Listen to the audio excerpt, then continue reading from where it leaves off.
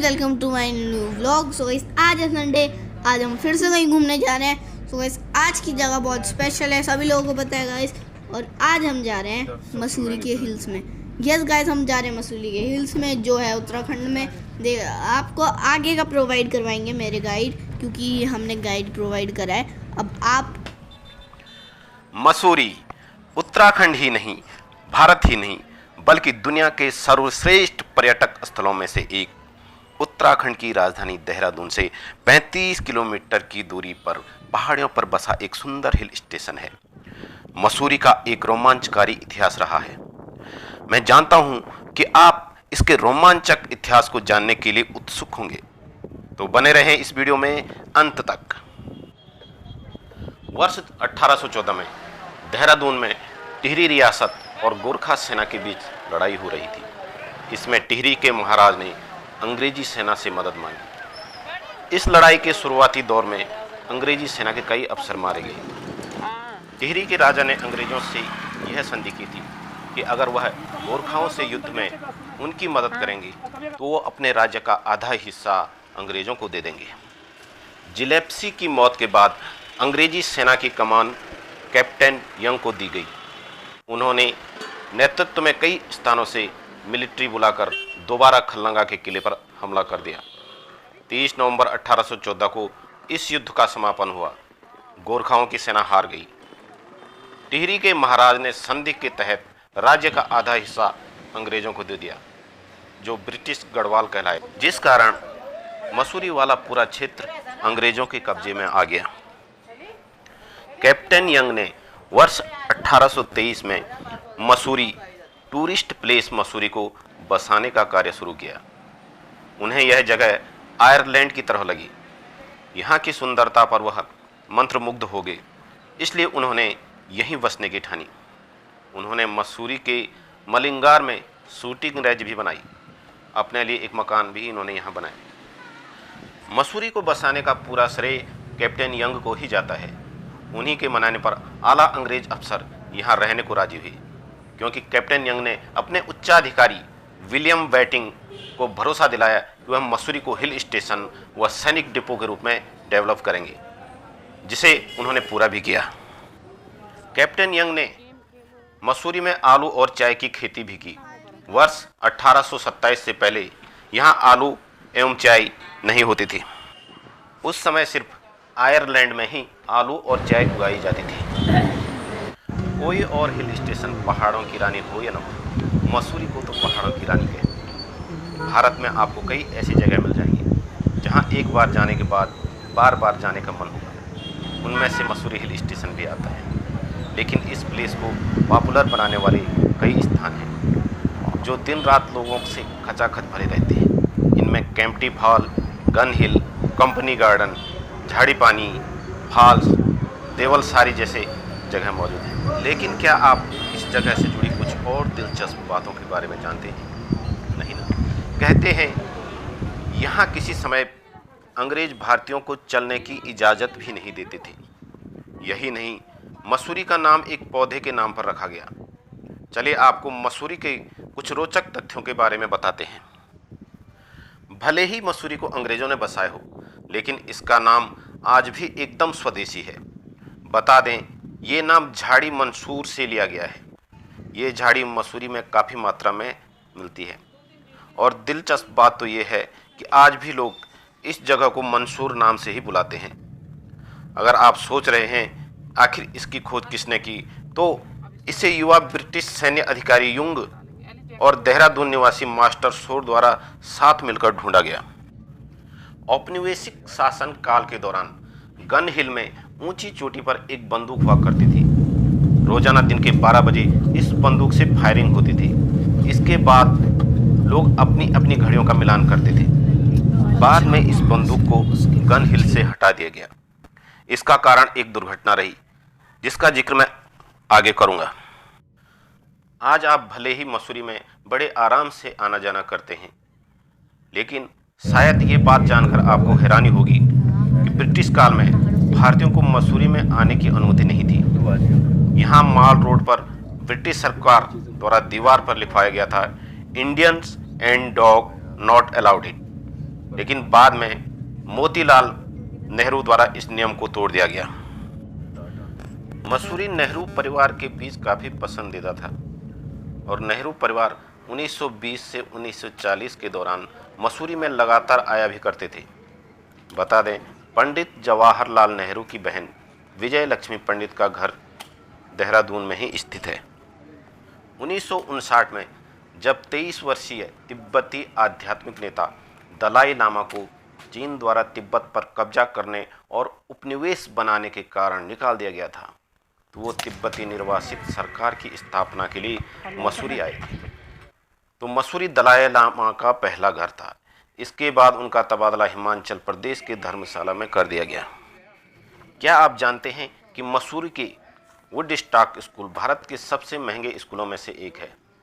सह शिक्षा स्कूल लंढौर में स्थित है, जो एशिया के सबसे पुराने रेजिडेंशियल स्कूल में आता है। 6th क्लास के लिए यहाँ वार्षिक फीस 16,70,000 रुपये है। कक्षा 12 के लिए वार्षिक फीस 18,53,000 रुपये है। वुडस्टॉक स्कूल में भारतीय, कोरियाई, ऑस्ट्रेलियाई, अमेरिकी, जर्मन सहित 26 से अधिक राष्ट्रीयताएं हैं।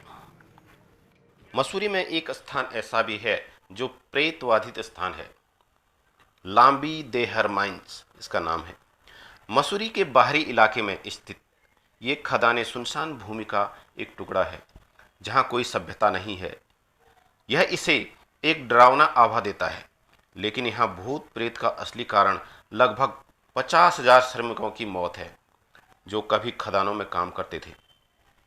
अब बंद हो चुकी चूना खदानों में काम करने वाले श्रमिकों के लिए कई सुरक्षा नियम नहीं थे। इसके स्वास्थ्य संबंधी खतरे पैदा हुए और जल्द ही श्रमिकों की मौत होने लगी। क्योंकि उनके फेफड़े प्रभावित थे, इसलिए उन्हें खून की खांसी आती थी और वे दर्दनाक मौत मर जाते थे। तब से खदानें वीरान पड़ी है। स्थानीय लोगों का मानना है कि मजदूरों की मौत और परिवारों का अचानक यहाँ से भाग जाना इसका कारण है। एक और कहानी यह भी है जहाँ वे कहते हैं कि यहाँ एक चुड़ैल रहती है जो इन दुर्घटनाओं का कारण बनती है। वह रात में यहाँ टहलती है और कुछ लोग उनकी चीखें सुन भी सकते हैं। अंग्रेजों ने देहरादून में रेल मार्ग कुछ दार्जिलिंग और शिमला जैसा बनाने की योजना बनाई थी। कार्य शुरू हुआ, लेकिन फिर 1925 के आसपास तकनीकी और वित्तीय समस्याओं के कारण इसे स्थगित कर दिया गया। इसके बाद स्वतंत्र भारत में इस पर कोई कार्य नहीं किया गया। दोस्तों, जाने माने लेखक रस्किन बॉन्ड का घर भी मसूरी में ही है। हम सभी रस्किन बॉन्ड द्वारा लिखी गई सुंदर बच्चों की कहानियाँ पढ़ते हुए बड़े हुए हैं, जैसे कि देहरा में हमारे पेड़ अभी अभी उगे हैं, देवली की ट्रेन, चेरी का पेड़ और भी बहुत कुछ। लेखक का मसूरी के लंढौर में एक शांत निवास है और वह महानगरों की चकाचौंध और चमक दमक से दूर एक लकड़ी के घर में गंभीर जीवन व्यतीत करते हैं। मसूरी में इस तरह के और भी रहस्योद्घाटन घटनाओं के बारे में जानकारी पाने के लिए आपको श्री रस्किन बॉन्ड की स्ट्रेज प्लेसेज अवश्य पढ़नी चाहिए। यह वही पुस्तक भंडार है जहां प्रसिद्ध लेखक रस्किन बॉन्ड हर शनिवार को अपराह्न 3:30 बजे से 4:30 बजे तक के बीच आते हैं और आगंतुकों को अपने ऑटोग्राफ देते हैं। मैं सुझाव दूंगा, कृपया उनके आगमन के बारे में पुस्तक भंडार से जांच कर लें। कैम्ब्रिज बुक डिपो ही इसकी सही जानकारी आपको दे सकते हैं। दोस्तों, मैं अब आपको मसूरी के जो मुख्य आकर्षण हैं उनके बारे में बताऊं। गन हिल मसूरी की दूसरी सबसे ऊंची चोटी पर रोपवे के द्वारा जाने का आनंद ले सकते हैं। यहाँ पैदल रास्ते से भी पहुँचा जा सकता है। यह रास्ता माल रोड पर कचहरी के निकट से जाता है और यहाँ पहुँचने में लगभग 20 मिनट का समय लगता है। रोपवे से लंबाई केवल 400 मीटर है। सबसे ज़्यादा इसकी सैर में जो रोमांच है वह अविस्मरणीय है। गन हिल से हिमालय पर्वत श्रृंखला अर्थात बंदरपंच, श्रीकांता, पिठवाड़ा और गंगोत्री समूह आदि के सुंदर दृश्य दिखाई देते हैं। आज़ादी पूर्व के वर्षों में इस पहाड़ी के ऊपर रखी तो प्रतिदिन दोपहर को चलाई जाती थी ताकि लोग अपनी घड़ियां सेट कर लें। इसी कारण इस स्थान का नाम गन हिल पड़ा। मसूरी का वर्तमान कंपनी गार्डन या म्यूनिसिपल गार्डन आज़ादी से पहले तक बोटेनिकल गार्डन भी कहलाता था। कंपनी गार्डन के निर्माता विश्वविख्यात भूवैज्ञानिक डॉक्टर एच फाकनार लोगों ने सन 1842 के आसपास उन्होंने इस क्षेत्र को सुंदर उद्यान में बदल दिया। बाद में इसकी देखभाल कंपनी प्रशासक के देखरेख में होने था, इसलिए इसे कंपनी गार्डन भी कहा गया। इसके बाद आता है तिब्बती मंदिर। बौद्ध सभ्यता की गाथा कहता है यह मंदिर निश्चित ही पर्यटकों का मन मोह लेता है। इस मंदिर के पीछे की तरफ कुछ ड्रम लगे हुए हैं जिनके बारे में मान्यता है कि इन्हें घुमाने से मनोकामनाएं पूर्ण होती है। अगला है चाइल्डर्स लॉज, लाल टिब्बा के निकट। यह मसूरी की सबसे ऊंची चोटी है। टूरिस्ट कार्यालय से यह 5 किलोमीटर की दूरी पर है। यहाँ पर घोड़े पर या पैदल भी जा सकते हैं। यहाँ से बर्फ़ के दृश्य देखना बहुत रोमांचक लगता है। दोस्तों, अगर आप चैनल पर नए हैं और अभी तक आपने चैनल को सब्सक्राइब नहीं किया तो प्लीज़ चैनल को सब्सक्राइब कर दीजिए और वीडियो अच्छा लगे तो वीडियो को लाइक भी ज़रूर कीजिएगा और बेल आइकन को दबाना बिल्कुल भी ना भूलें।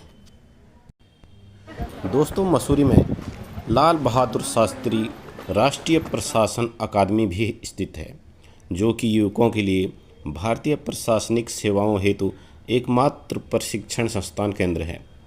यह संस्थान गांधी चौक से 3 किलोमीटर दूर स्थित है। दोस्तों, मसूरी के नज़दीक जो सबसे मुख्य आकर्षक स्थल है वो है केम्प्टी फॉल।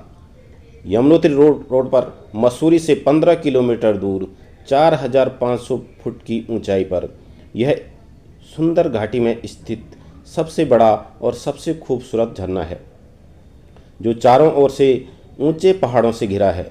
झरने की तलहटी में स्नान तरोताज़ा कर देता है और बच्चों के साथ साथ बड़े भी इसका आनंद उठाते हैं। मसूरी यमुनोत्री मार्ग पर नगर से लगभग 15 किलोमीटर दूर स्थित यह झरना 5 अलग अलग धाराओं में बहता है, जो पर्यटकों के लिए खासा आकर्षण का केंद्र बना रहता है। यह एक समुद्र तल से लगभग 4500 फुट की ऊंचाई पर है। इसके चारों ओर पर्वत श्रृंखलाएं दिखाई देती है। अंग्रेज अपनी चाय दावत अक्सर यहीं पर किया करते थे, इसीलिए तो इस झरने का नाम कैंप प्लस टी फॉल है।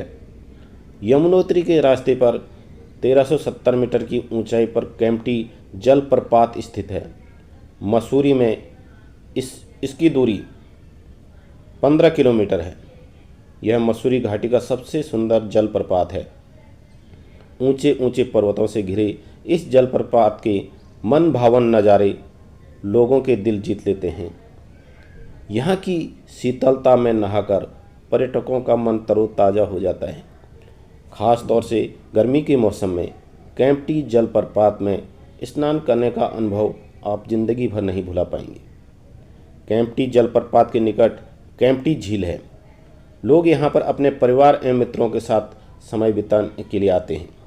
यहाँ उपलब्ध नौकायान और टॉय ट्रेन की सुविधा बच्चों को खासा लुभाती है। यही नहीं, यह स्थल पिकनिक मनाने की इच्छुक लोगों में बहुत ही लोकप्रिय है। अगला है मसूरी झील।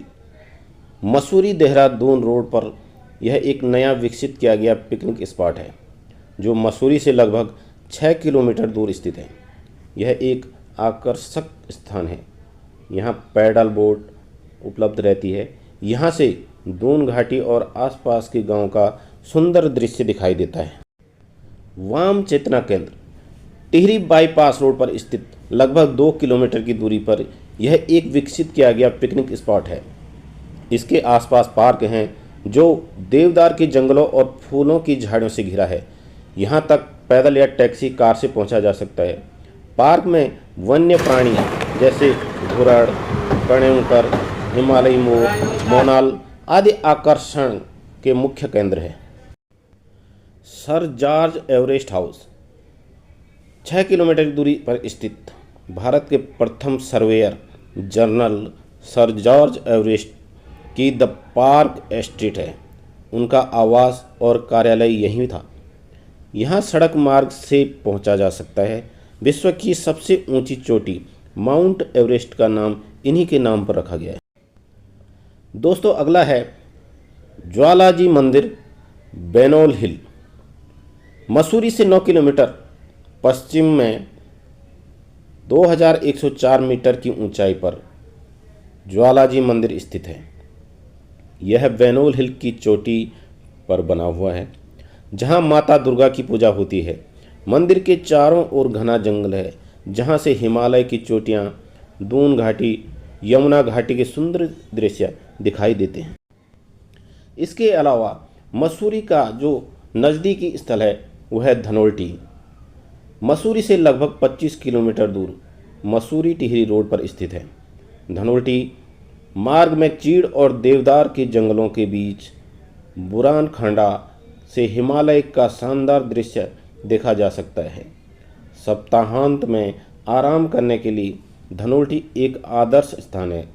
यहाँ टूरिस्ट बंगले आसानी से उपलब्ध हो जाते हैं। इसके अलावा जो अगला स्थान है वह है सुरखंडा देवी। यह स्थान मसूरी टिहरी रोड पर मसूरी से लगभग 33 किलोमीटर दूर और धनोल्टी से 8 किलोमीटर दूर स्थित है। पर्यटक बस या कार द्वारा कड्डू खाल या देवास थाली तक जा सकते हैं। यहाँ से आगे 2 किलोमीटर पैदल चलकर वहाँ पहुँचा जा सकता है या आप रोपवे की द्वारा भी वहाँ जा सकते हैं। समुद्र तल से 10,000 फुट की ऊंचाई पर स्थित यहाँ से हिमालय का सुंदर दृश्य दिखाई देता है। यहाँ की यात्रा का अनुभव भूला नहीं जा सकता है। अगला स्थान है लाखा मंडल। कैंपटी फॉल से गुजरने पर मसूरी यमुनोत्री रोड पर 75 किलोमीटर दूर है। लाखा मंडल कुआ तक 71 किलोमीटर की सड़क यात्रा के बाद यमुना नदी को सड़क पुल से पार करना पड़ता है। भारतीय पुरातत्व सर्वेक्षण द्वारा यहाँ पुरातत्व महत्व की सैकड़ों मूर्तियाँ रखी गई हैं। कहा जाता है कि कौरवों ने यहाँ लाख का महल बनाया था। यहाँ पांडवों को जिंदा जलाने का षड्यंत्र रचा गया था। दोस्तों अगर आप मसूरी आना चाहते हैं तो फ्लाइट से मसूरी के सबसे पास का एयरपोर्ट जॉली ग्रांट देहरादून है। यहाँ से मसूरी की दूरी 59 से 60 किलोमीटर रह जाती है। जॉली ग्रांट एयरपोर्ट से मसूरी के लिए टैक्सी और बस भी ले जा सकते हैं। दोस्तों यहाँ आने के लिए जो सबसे अच्छा जरिया है कि वो सवारी गाड़ियों से ही आ जाए। अपनी गाड़ी अगर कोई लाता है तो जाम में फंसने की प्रबल संभावनाएं रहती है क्योंकि यह रास्ता पूरा चढ़ाई भरा है। पार्किंग की भी यहाँ समस्या बनी रहती है। सर्दियों के मौसम में ये इलाका लगभग पूरा ही बर्फ़ से ढका होता है। ज़्यादातर पर्यटक यहाँ सर्दियों में ही आते हैं, लेकिन पूरे साल भर यहाँ पर्यटकों की कोई कमी नहीं रहती है। गर्मियों के मौसम में भी अधिकतर पर्यटक ठंड की तलाश में यहाँ तक पहुँच जाते हैं। दोस्तों आपको वीडियो कैसा लगा ज़रूर कमेंट में बताइएगा और चैनल को सब्सक्राइब ज़रूर कीजिएगा। अगर वीडियो अच्छा लगे तो वीडियो को भी लाइक ज़रूर कीजिएगा। धन्यवाद।